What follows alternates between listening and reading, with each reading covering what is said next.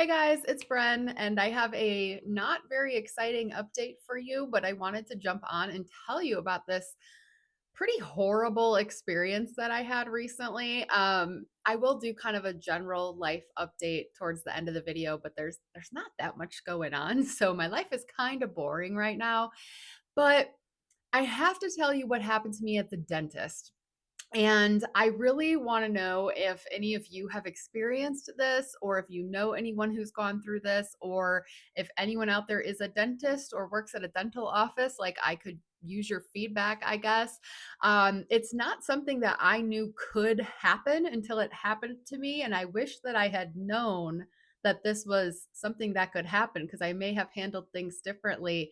But if you are like afraid of the dentist or you don't want to hear anything like about the dentist, if that freaks you out, you can skip ahead to this timestamp when I just kind of move into general updates, again, of which there will not be many. But otherwise, this story is pretty wild.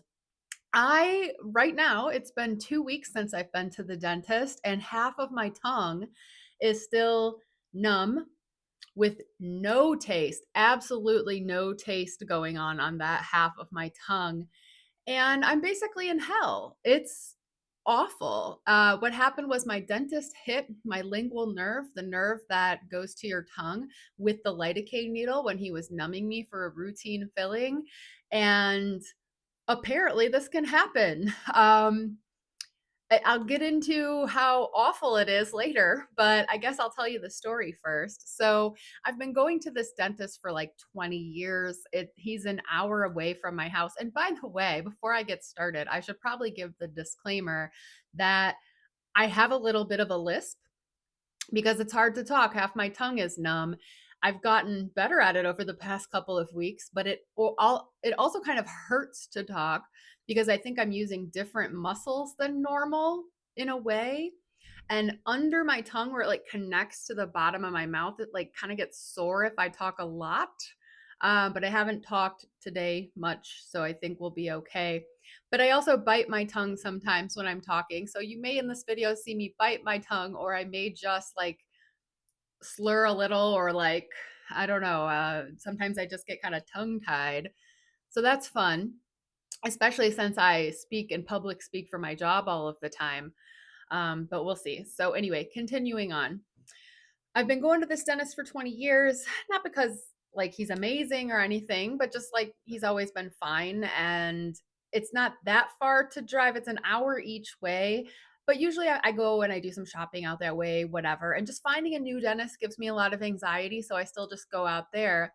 But I had scheduled a cleaning and a filling at the same time because I knew that one of my old fillings needed to be redone. I mean, I was also due for a cleaning and I was hoping I could just go out there once.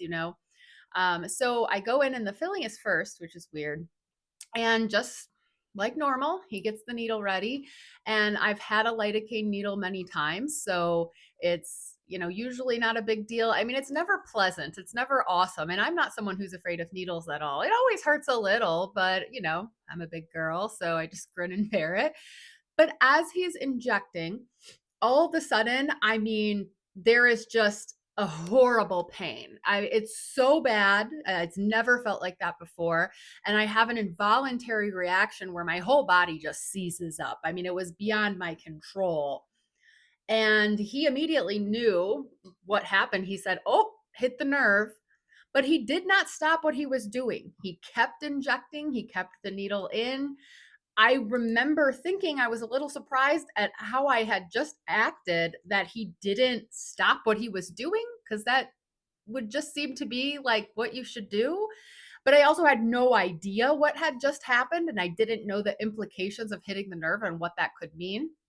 So he just keeps going, and I think, like, I guess he knows what he's doing, right? He's the dentist. And he proceeds to say a few things. Now, this guy has a very dry, sarcastic sense of humor, I think. I choose to give him the benefit of the doubt and believe that he's being sarcastic sometimes. But sometimes I have a really hard time even knowing if he's joking or not. So after he says, "Oh, hit the nerve," he asks me, like, did it feel like an electric shock? And I still have the needle in my mouth. So I'm like, uh huh. And then he says, Well, I meant to do that. I honestly don't know if he was joking, but assumed so because I don't know why you would mean to do that. It hurt like hell. And then he goes, "Don't worry, it's not permanent." And I'm sitting there going, "What is he talking about? Like, why would I think it's permanent? What? Like, I think he's just making a weird joke that I don't understand again." And then as he's finally done and pulls the needle out, he goes, "Well, at least we know you're numb now." And I immediately knew something was different because I was so numb. My tongue felt so fat that I didn't even think I could talk. I remember sitting there waiting for him to come back and thinking like, I don't think I could even speak at all. Like when you're numb at the dentist, you might speak kind of funny, but I was like, I don't think I could say anything. And I just thought in my head, I guess when they hit the nerve, it just kicks in really fast. So I get the fillings and he cut my lip too really bad, which it's been 2 weeks and I still have like a little mark on my lip.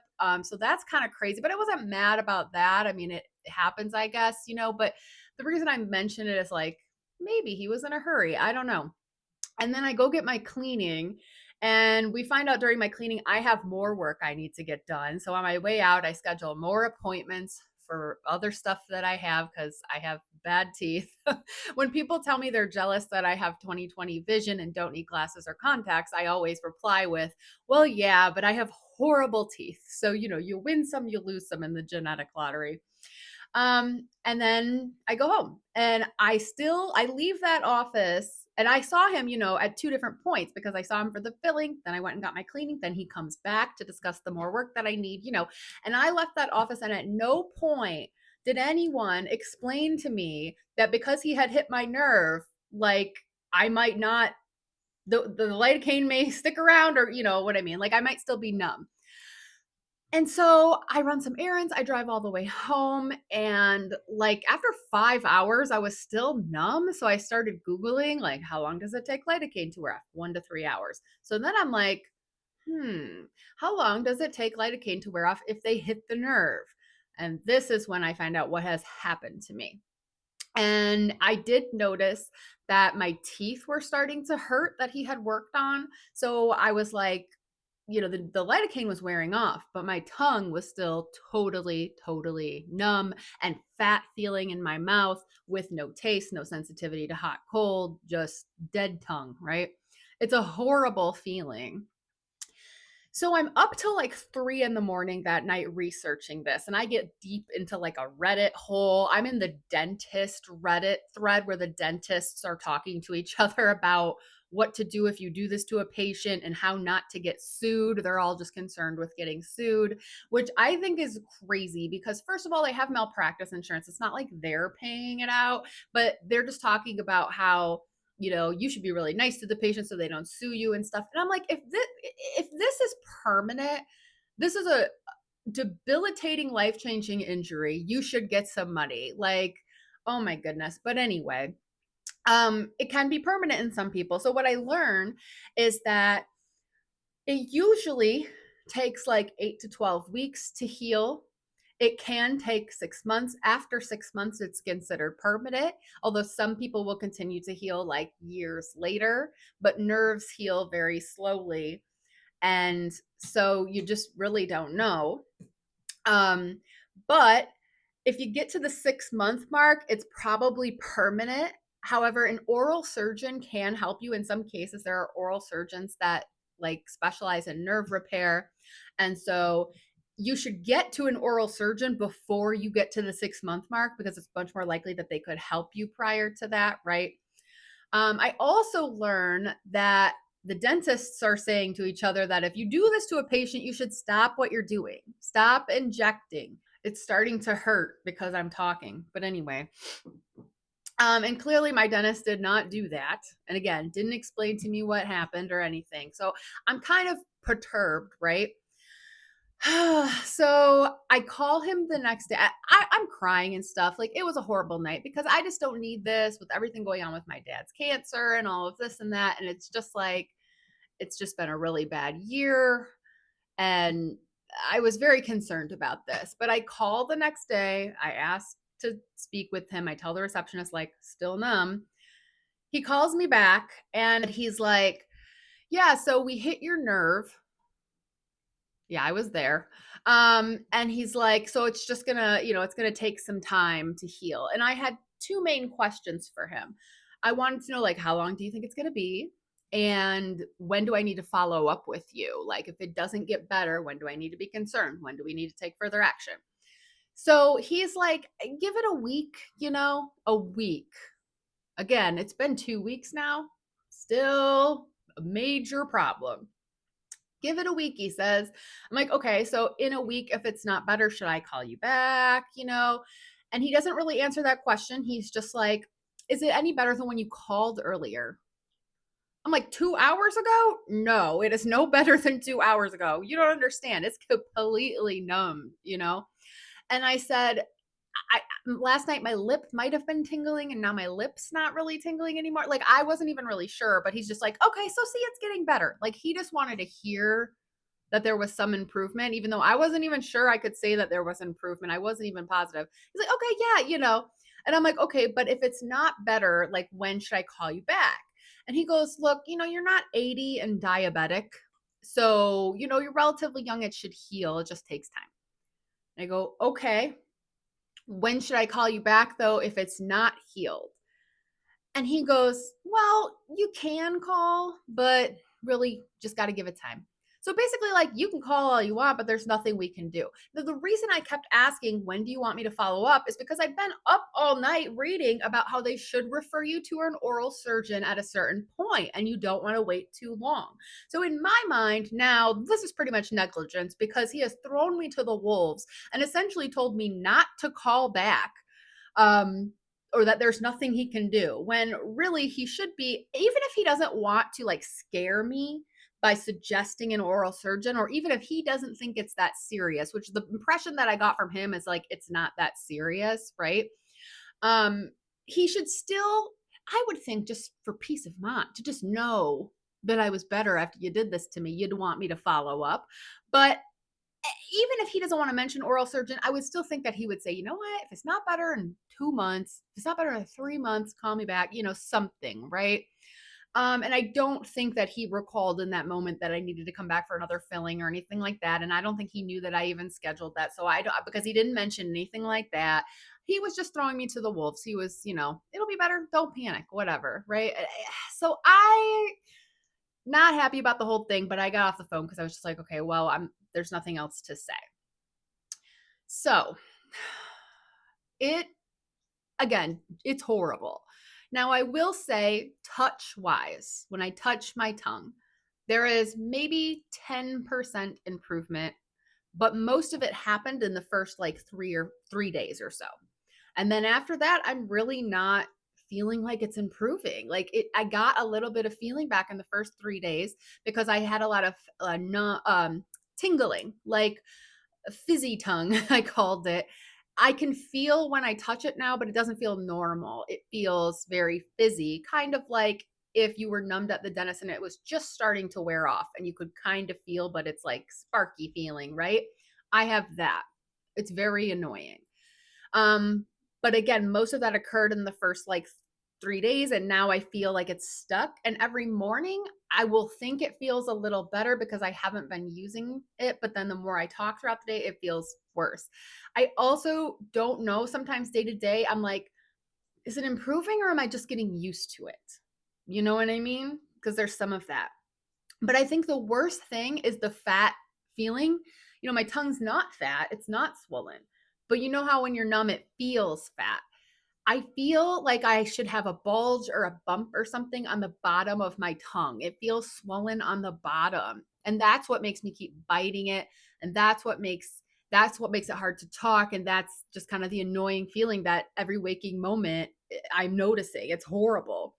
The fizzy, sparky feeling on the top is also annoying and sometimes just unpleasant. It's not very painful, but it's unpleasant. That it's awful, but the thing that worries me the most, what worries me the most isn't all of that, because it does seem like from day one to now, there's some improvement. And I know that tingling is good. It means that the nerve's not completely severed, I believe. But what really freaks me out is that there's no taste. I'm really concerned I might not get my taste back because the touch nerve and the taste nerve are different, but they're together. I guess it's more common for them to just hurt your touch nerve, but not lose your taste. Yay, I lost both. And I mean, there's no taste, nothing. Every day I put salt on that side of my tongue, nothing. Lemon, nothing. I put hot pepper flakes on it the other night, nothing. I have no taste at all.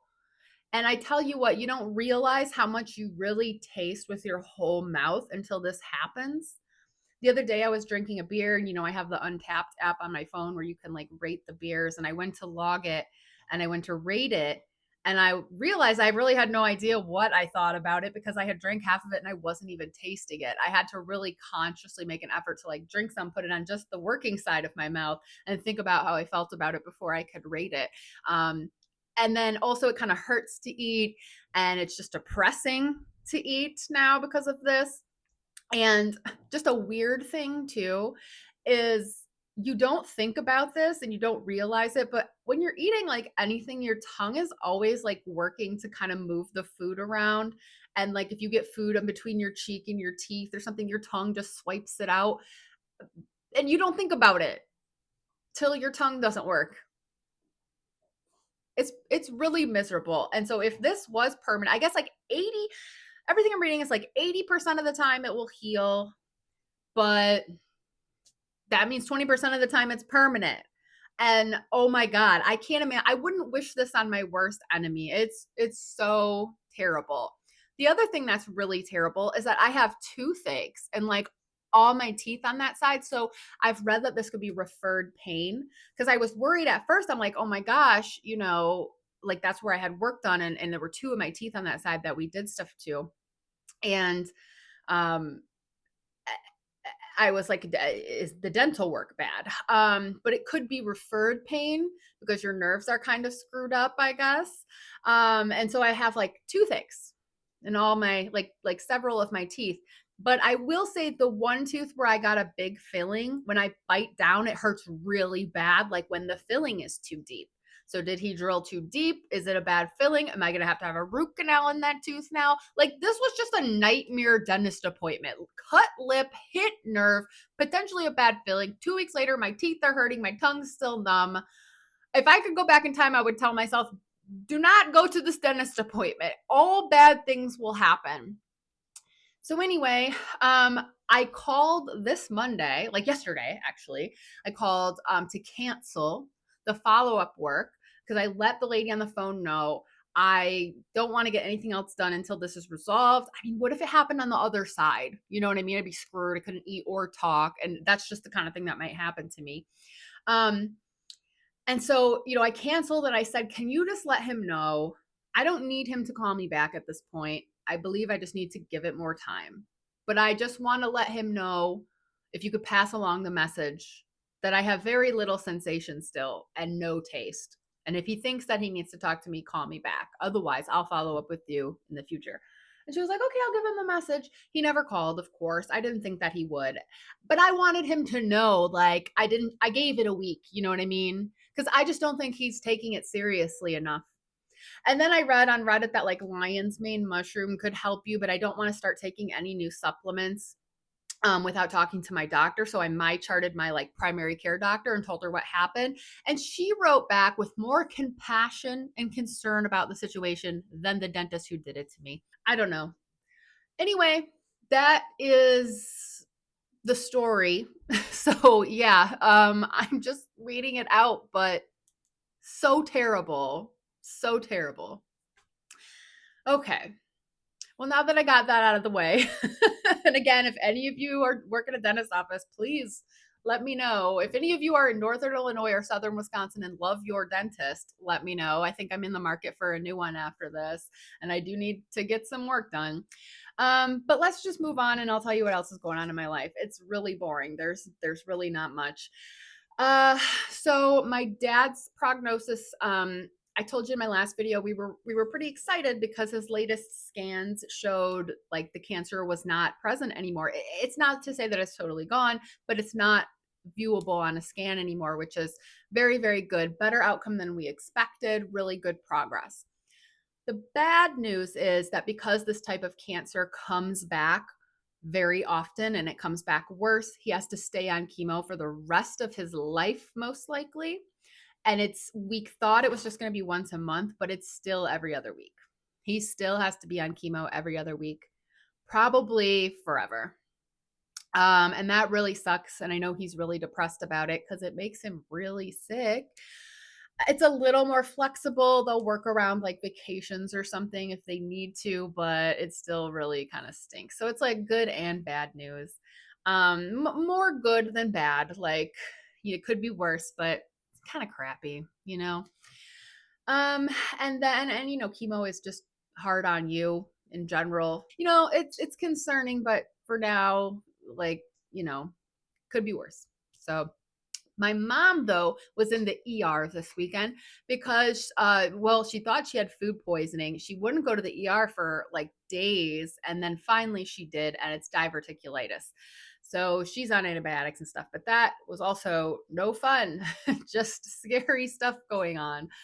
Um, Socially, my life has been very quiet, as I knew it would be when I decided to break it up with Andrew and not start dating again, just kind of chill out for the rest of the summer. I told you I don't like dating in the summer. The weather is hot and disgusting. I like to hibernate in the air conditioning. And my friends have been pretty busy too. Not like I have a million of them, but Cassie had a 4th of July party, so that was fun. At least I had something to do on the 4th. Got to see like my friend Brendan and his fiance and stuff, and some other folks that I know. But then I just kind of spent the rest of that weekend with the dogs, protecting them from the fireworks because they were scared.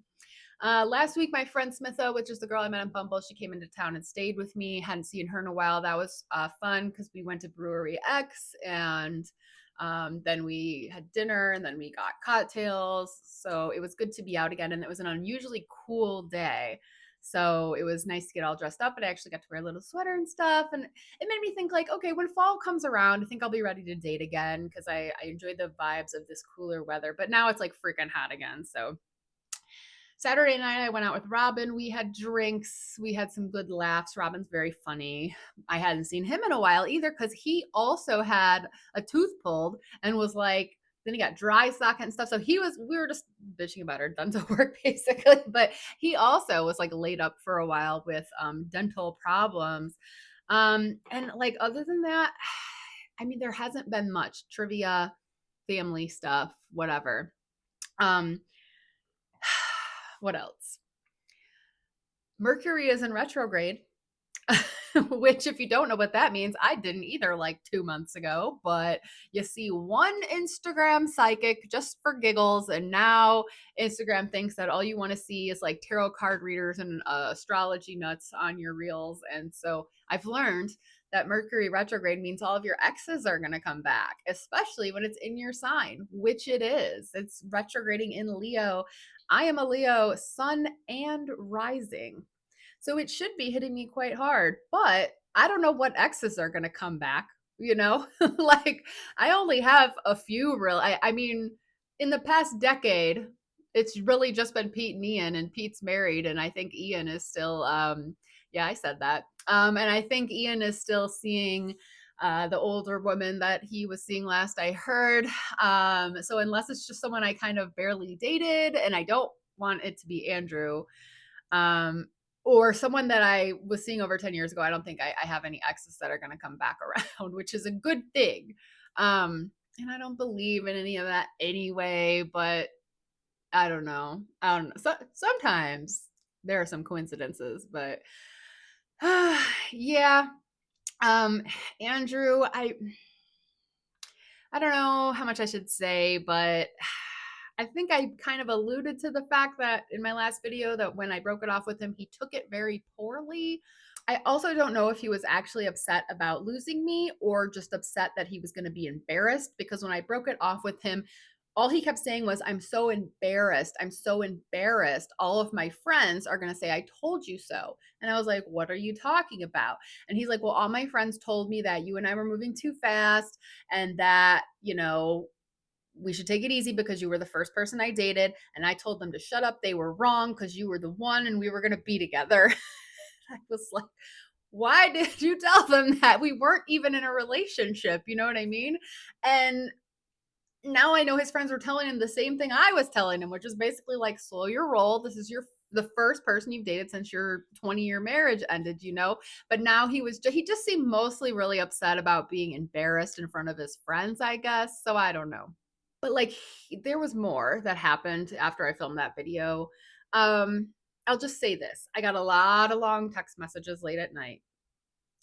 I got a lot of messages that were sent and then unsent. I got some invitations that were immediately unsent. I got a lot of my social media posts would be liked and then unliked and then liked again and then like turned into a heart like 3 hours later and then like unliked. And I just was like, what is going on? And he also started going to Brewery X all of the time, which kind of annoyed me because I was like, he never went there before me. I told I told Cassie that at the 4th of July party, and her friend, who I just know through Cassie, goes, "When are you gonna stop bringing guys to Brewery X?" And I was like, I know, I've learned my lesson. Pretty soon the place is gonna be infested with my exes. But like, here's the thing I never told you guys about Andrew. He didn't drive. It was it was a temporary situation, so I was trying not to let it bother me, but I do think it set a very bad precedent for us getting to know each other because I had just come out of a couple of relationships where I felt like I had to drive everywhere. Smitha was making fun of me. She's like, "Why do you only date guys that you have to drive all of the time?" I'm like, "I know. I just want a man to like pick me up and take me on a date." My God. But I really feel Andrew should have waited to start dating until he could drive because it just set just again, it set a bad precedent where I feel like I keep dating men where I have to take care of them and be their mother. And now I'm picking him up and driving him around and whatever. But I was trying not to let it bother me. The reason I bring it up is that Brewery X is 20 minutes from his house and he has to Uber there. Uber there and back, 40-minute round trip. He never went there before he met me, and now he's there all the time. When he has 100 bars closer to where he lives, including a brewery that he could walk to. But he's going to Brewery X, and I'm just like, I think he's trying to run into me. I don't know. But it's a public venue. Nothing I can do about it. Whatever, right? I mostly just felt bad for him. I felt really bad that I broke his heart. Apparently, I did not have those feelings at all. So I was very surprised. But I also really had to take some time to reflect on myself and how I have been in past, like, you can't even call it a breakup, but when situationships have ended. I told Cassie, though, I'm like, you've seen me fall apart over situationships before, but the men didn't. I didn't go to the men. Like I knew enough to go no contact. You had to see me fall apart. They didn't. Um and Andrew has tons of friends, so I don't know. But then he did something that really upset me. And it went from me being empathetic and compassionate and really, felt bad about hurting him to just upset. So what happened was my dad was in the Brewery X book fair. They have a little book fair at the brewery. Roscoe's sneezing in the background. And my dad's an author, and this was his first time being in the book fair. And we were really excited that he was going to be a vendor and we were going to sell some books and everything. And he and I, my dad and I, had been in communication with the events coordinator at Brewery X to get everything set up, and we had all of the information, and they were sending him everything prior to the event. And there was this option to send in your photo so that they could post it ahead of the book fair and like do like a little vendor showcase thing. We decided not to do it this time. We had a lot of other stuff going on. He didn't have a picture. We're like, we'll do it next time, whatever. Well, one day at like 7 in the morning, I get a text from Andrew and he's like, I just forwarded you an email from Brewery X. And I'm like, what? And I checked my email and he has taken it upon himself to email the event coordinator at Brewery X and say, how can we get my dad's name in the vendor showcase posts? So they write him back and just give him the same information that we already had, and he forwards it to me. Out of line. way overstepping. He and I were not even talking. Like, he and I are not together. We're not dating. We're not speaking anymore. And you're doing PR for my dad without asking me first? I wrote him back and I said, we got it handled.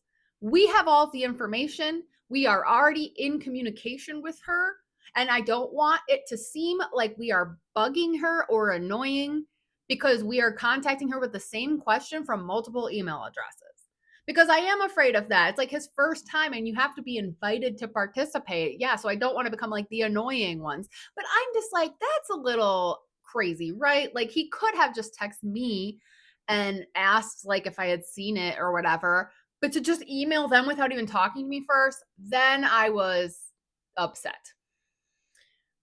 So at that point, I decided to unfriend him on social and everything. And I felt like that would probably be best for him too, since he was clearly watching my page very closely. And 30 seconds after I unfriended him, he noticed and texted me about it.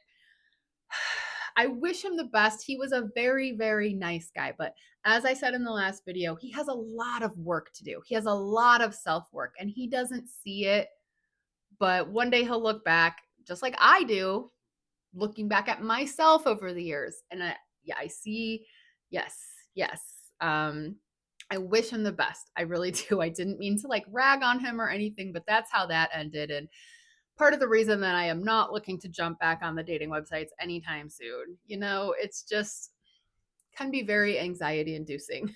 um, but aside from that, I mean, I don't know that there's much else going on. My HOA will always be anxiety inducing for me. Right now, well, so like a couple of years ago, they tried to change the dog rules, but everyone that kind of rose up and fought against it, so they didn't. But now they're trying to change the rental policy to not allow us to rent out these condos anymore. And I bought this place because I thought that I could rent it someday. Like I wanted that option at least open to me. So I'm kind of pissed that they can just change it. But I really hate how this like president of the HOA guy kind of gaslit everybody in the meeting and basically said, you're stupid if you vote against this. You're voting against your own interest because it's going to raise our property value. And I'm like, I'm not stupid. I could rent this place for over twice what I pay for it. Like I have a 3% interest rate. No, it is not financially beneficial for me to get rid of renting. But the main reason I want to be able to rent is that I think just being a single woman, I want this place as a safety net, or I might want it as a safety net someday. Because I think about how I almost moved in with Pete and how we got through the inspection, we put down the down payment. We were almost there. We were about ready to buy a place. And then he backed out, and then I found out he was cheating on me. And like, what if I had bought a place with him and then I wasn't able to rent out this condo and I had to sell it? And then I found out he's cheating, and then I'll never get another place for this rate again or what I paid for it again. Like, I would absolutely lose out. And at least if I were renting it, I might have to wait to move back in because I'd have a renter in here, but like I would still have it. I could move back in. If I ever want to move in with someone again in the future, I would like to keep my condo as my fallback option, just like when Carrie Bradshaw moves in with Big, she keeps her apartment because she knows you can't trust men. And I just feel like I don't know if I'll be in that situation someday, but I want the option. But I said my piece in the meeting.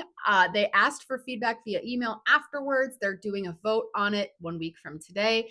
And all I can do is give my feedback. I mean, yeah, if I wanted to drive myself crazy, I could go knock door to door and plead my case to everybody here, but I'm not going to do that. And it's not worth it.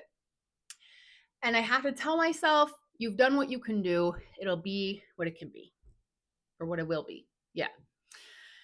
And it's the same thing. Like I had the same thing happen to me at work recently, where I was asked to give feedback on a printed piece that I use a lot at my job. And I gave my feedback and I spent a lot of time on that feedback. And then it was completely ignored. And the next draft I saw, none of my feedback was incorporated, or like 1 out of like 20 things I suggested was. And I was just like, you know what? all I can do is give my feedback. I'm not the lead on this project. I'm not the boss of the person doing it, so I can't make them do it. I gave my feedback, and that's it's going to be what it's going to be. And I'm trying to be more like that instead of the person who just gets all upset about things that are beyond my control. But it's difficult because it's just this is the worst year. I was telling Robin the other night, I think this to date is the worst year of my life. It won't be the worst year. Like if I actually lose my parents, that will be the worst year or years, you know. But to date, I don't think there's been a worse year. Like this is just a shit year with everything. And, you know, that's not even to mention what's going on in the world and the country right now.